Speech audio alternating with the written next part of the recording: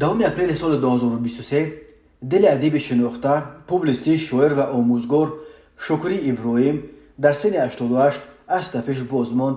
در این باره شاعر شناخته مقیم استرافشان رعنا زردخت در فیسبوک خبر داد و در گذشت شکری ابراهیم را تلفات بزرگ برای دایره ادبی استرافشان، محفل گل سخن، بخش استرافشانی اتفاق نویسندگان تاجیکستان و در عموم برای اهل زیای دیار بوستانی استرافشان نامید.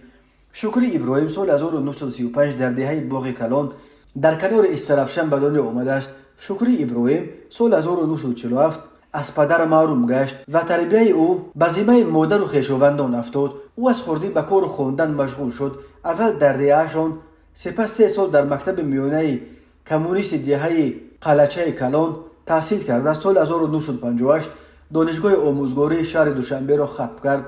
او 1 سال در روزنامه کمسمال تاجیکستان همچون خادم ادبی فعالیت کرده. سپس به اسپرانتور دانشکده آموزگاری شامل شد و در موضوع روزگار و آثار بحرالدین عزیزی رساله نوشته حکایه های این ادیب را به چاپ آماده کرد. شکری ابراهیم سال 1969 با سبب های وضع اولیوی از پایتخت به زادگاه خود برگشته سالهای زیاد در مکتب به صفت آموزگار زبان و ادبیات درس میداد. شکری ابراهیم شاعر سرمسئول بوده.